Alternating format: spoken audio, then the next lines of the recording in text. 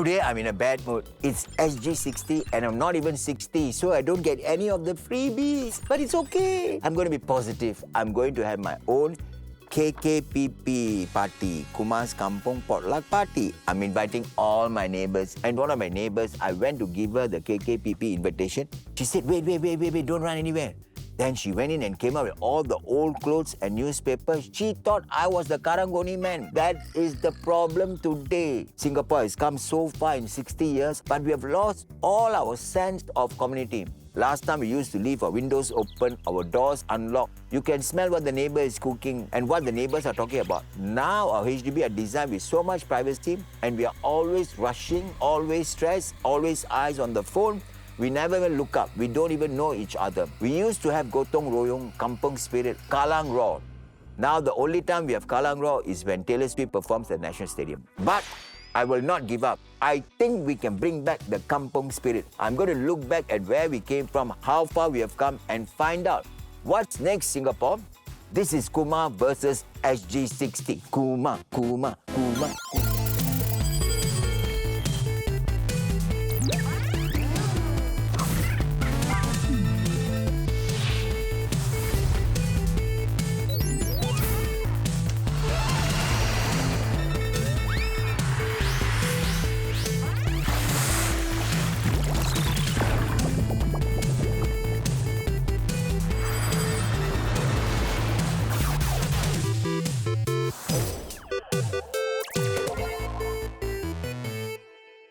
In the old days, harmony wasn't just a word. It was a lifestyle. Our ancestors lived in kampongs. Kids ran around barefoot. People gossiped at the well. If anyone needed help, the whole community helped. Even if your chicken went missing, your neighbours would help you look or admit to eating it. But as Singapore modernized, kampongs disappeared and tall HDB flats took its place. Suddenly, we are all living side by side. We can even hear each other fart, but we don't know each other's names. Today, we are digitally connected, but the human connection is missing. There are so many angry citizens, frustrated by every small thing. In the last few decades, we tried to bring back the kampung spirit with more community spaces, neighbours decorating corridors and blocks together. But are we doing enough to bring back that old school community spirit into this new world? SG60, 60 years of independence, 60 years of hard work, hustle, and making Singapore what it is today. Here are some facts that show just how much we have changed as a country. In 1965, Singapore had a population of 1.9 million. Today, it's over 6 million people. And that number is still growing. According to the Graciousness Survey 2024, over 80% of Singaporeans said they face barriers to interacting with their neighbours. The main reasons were coming home at different times, closed doors, not knowing what to say to their neighbours. And even though Singapore is ranked very high for racial and religious harmony in the world, only around half of Singaporean residents have at least one close friend from another race. Social media has made it easier to stay in our bubbles. So where could we be by SG100? Singapore's biggest challenge won't be the economy. It will be staying united as one nation. We've come so far, but can we get back what we have lost? Do we still care about community, about unity, about being one Singapore? I don't know. So I'm sending out Gigi to find out if we can bring back the kampung spirit. What does Kampung Spirit mean to you? What is it like, you know? Well, it's fun. We don't have handphones, we don't have TVs. We play tops and we play cash out, we play ball. So yeah, that was the time. Kampung Spirit I like very much. All together. We don't see race or what. I friend all. With Malay, with Chinese, with Indian. I know how to speak Hokkien, Really? Cantonese. They're Chinese. Can speak Boyan, can speak Javanese. So to you, that is Kampung Spirit, when you Yeah. understand each other's culture. Yeah. What about now, Uncle? Do you think we still have Kampung Spirit now? Now, Now, not really. Why do you say so? I think we need to work on that because, simple stuff like greeting each other, that's not in our culture. Like saying hi, good morning, that kind of thing. I think we need to work on that. Sad to say we don't have we have just the reverse, where neighbours are angry at each other and peeing on each other's doors, right? Sometimes it's weird when I'm too friendly when I say, hi, good morning at the lift.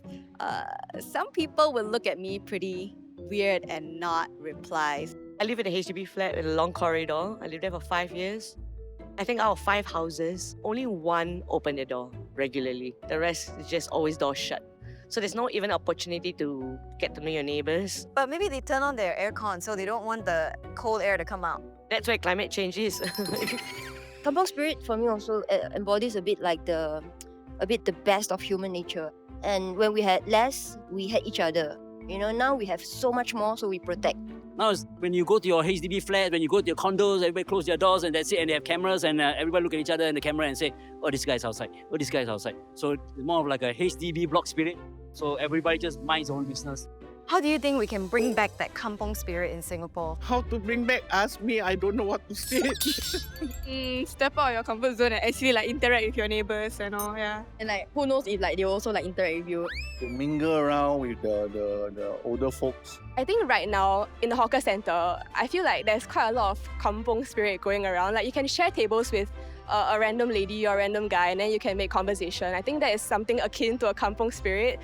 It is possible, but it has to be initiated by the people, not by the government. Because when it's initiated by the government, it gets a bit fake. Open up the HDB layout style. We have no gates and doors. Okay, so take away all the doors. We need more like actual communal space, like shared kitchen or watching TV space. That More will force community people to, spaces. yeah, when you're forced to Okay. interact, you will, talk. You will try to be nice and talk. But when we don't have to, we just run into the lift, quickly close the door. And then pretend to press open, but you're pressing close. Like, oh, sorry.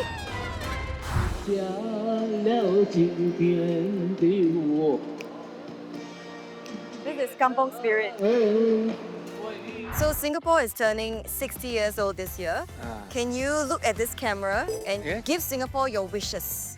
Thank you, Singapore, for what you have done in the last 60 years, for bringing us from a very small, literally unknown kampong to a name everybody in the world recognizes. Love forever. Let's live up the Kampung Spirit within each and every one of us. I hope Singapore will be better and better and better. The economic and people all will be together until the end.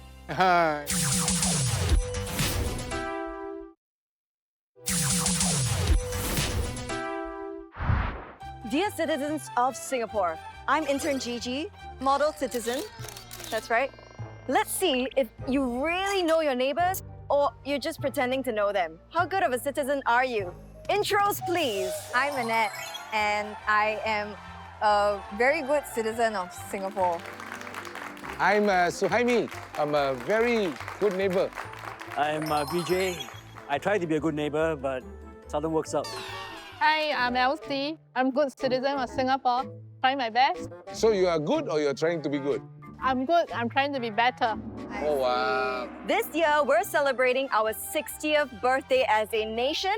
So let's find out how much we know about Singapore and the heart of our society. I'll ask you guys some questions. Okay. You have 10 seconds to write your answer. Write down harmony if you feel it's correct, or drama if you feel it's wrong. Question 1. You don't have to write anything down. What's your neighbor's name? Go! Suhaimi. PJ. Daniel.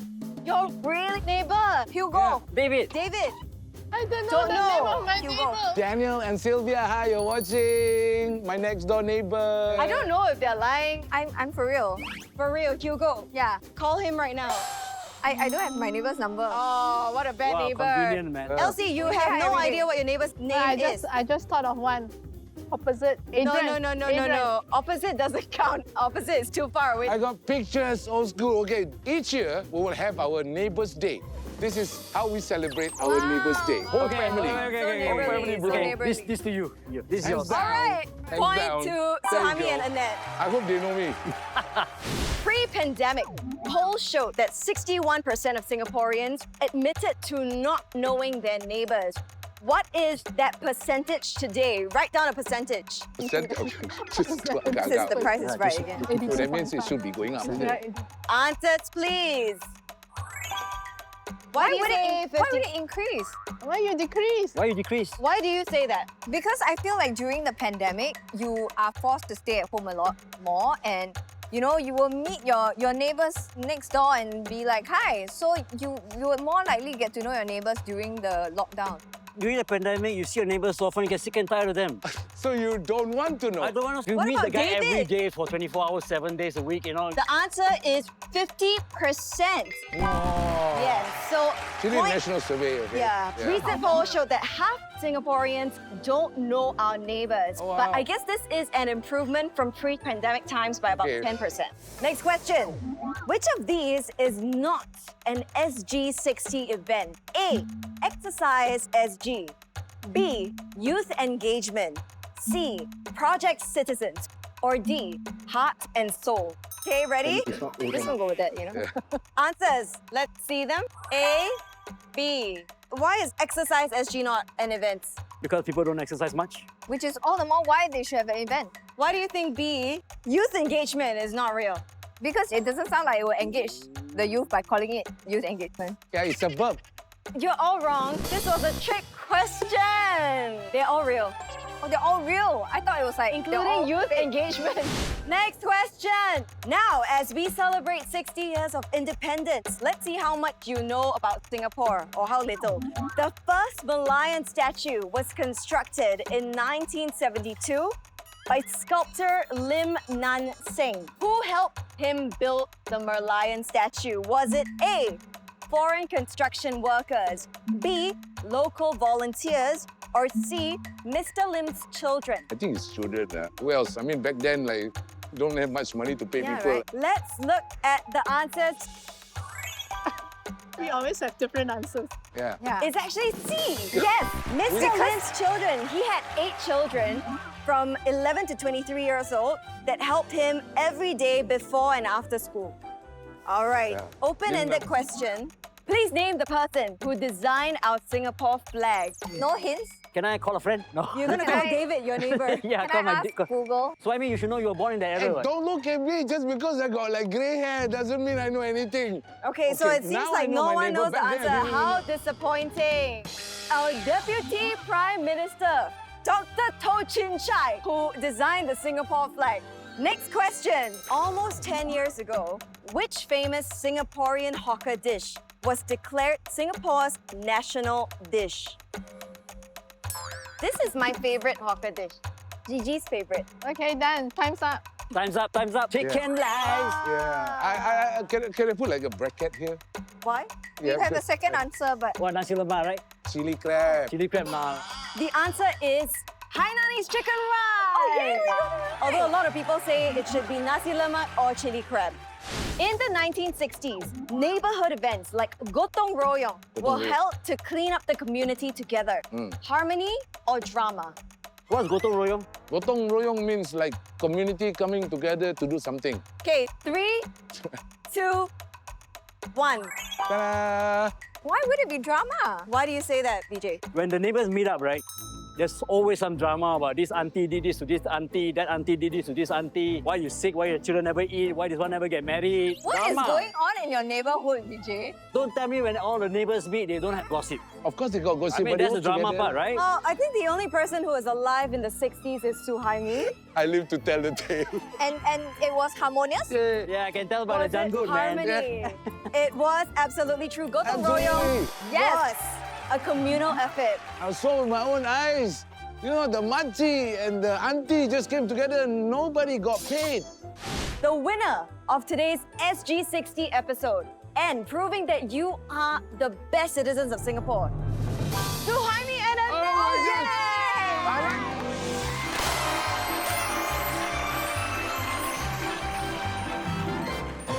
Shaw movie tickets and movie bites vouchers. Also some prizes for our consolation winners. I don't think that we were the best. We were Yeah. just the least worst.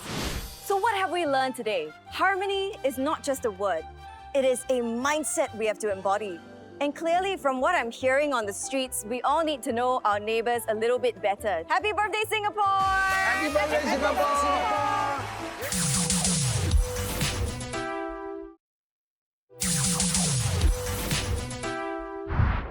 So this year is SG60, guys, which is so interesting because there's a lot of events happening in Singapore to celebrate the 60th birthday of Singapore. What are your thoughts on SG60?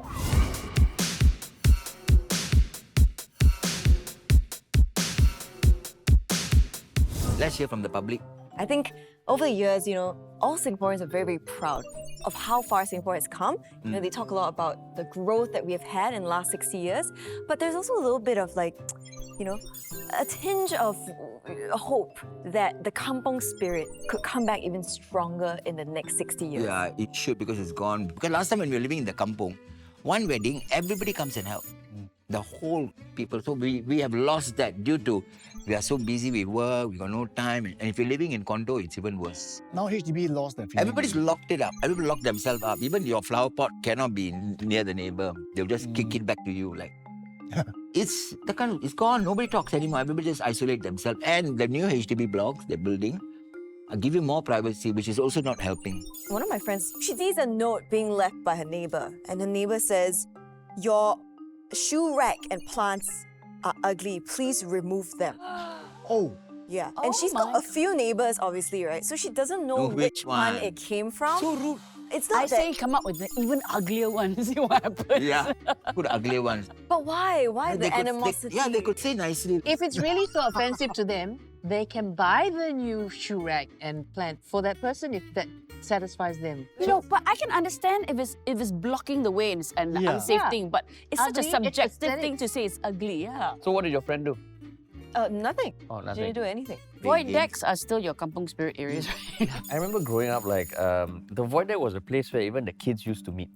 But now, a lot of the newer blocks, the Void Decks don't have open spaces anymore. And even for the older blocks, sometimes you see railings come up because I think when people play football there, I used to play football at the Void Decks, but now, neighbors complain. But can you blame them for complaining if there's a lot of noise? If it's your wall right there on the first floor, it can be, it's quite, Yeah, but it's sad because I have so much fond memories about the HDB block being a place where people used to gather and play. The Kampung Spirit you're talking about is very interesting because it's like, not only can you just go to your house and borrow your pot and all that, it's a lot of trust. Yeah, a lot of trust. Within that community. Yeah. And I don't know, is there enough trust to go around? Because because people are so scared of everything nowadays. But also, with the rise of technology, right? Because let's say we are out of eggs or something, right? If you didn't have easy options where you can just get it delivered in an hour, then you would have to ask your neighbor. But now you can almost be so self-sustaining that is it fair to say everybody needs to have a relationship with their neighbor? I think it's sad that there isn't, but also I think with the times, it has changed and... Yeah, because we're so into the buying just online. buy right? online, can deliver in 1 hour. So But it's expensive. But maybe it's about creating the opportunities. Yeah. So it's not about just necessity, but it's also about whether you bake something and you send it to your neighbors or you share things with your neighbors. And I realized that in Singapore, because we've got helpers and because nobody knows each other, we don't have that community spirit. We don't have the opportunities to reach out and engage and ask for help. I was listening to a podcast recently about fostering community, and one of the ways of fostering community is not about trying to build trust, but is in asking for help. As the one who asks for help, you are then creating trust. And I think you're right. You need to open your mouth and ask. If you need help, ask. You don't expect people to just know what your problem is or what you need. And there's a lot of Asian pride, right? Yeah, there's another thing, pride. So it's like, I cannot be seen to need help, maybe, save face. Or I don't trust the other people because they're just being so capo in my house. You know what I mean? The whole capo thing. Yeah. I don't know. Is it just me or is it something truly real? No, it's real. That, You're right. we just don't want people entering our private space sometimes. Yeah. Very true, very true. I think maybe that's what people are feeling, they lose face, ask for help or... But so Kampung Spirit, you don't have to go come to my house and take my curry powder anytime you want. It's not that. It was also about being able to say, I have support within the community. It's so valuable, and it's only now that I realize it and I have it. Now that I moved away from Singapore. I think it starts with small actions, right? Like Nadia was saying, it's not like you don't have to, go over the top and have a Christmas dinner or something with your Go your bars to neighbours. all my Yeah. neighbours. Yeah, but just if you're making something, if you're baking something, just drop one to your No, neighbor. Like, just I'm small. always bringing back food for my neighbours. I Like love if I'm traveling that. back on the train, Like- I will stop by. Hi. And then, and do you guys want some noodles? No, I bring them back. I bring them back Malaysian noodles all the time. Also finding out what maybe your neighbours might need. If you have an opportunity to give something back to them, give them something, it just fosters a nice, good-natured amicability between you guys. That's why they have a lot of movie nights in the HDB. They have a cooking class. They have a lot of these things for people to mingle and get to know each other, which is a great initiative. That's all great for me. I love it because people who are free can go and make new friends, get to know your neighbours, because only for the estate. So this Kampung Spirit must start somewhere from the ground, HDB. And then we need to educate, because it's so important. That's why people are dying alone. If there's a Kampung Spirit, that person won't be dying alone. There'll be someone else intervene and take care of them, right? So, on the flip side, have you all recently felt anything that, had some Kampung Spirit? Anything comes to mind? There is a slight version, maybe you can call it Kampung Spirit, I'm not sure. HDBs, right? Like say a certain number of floors, they have a group WhatsApp chat.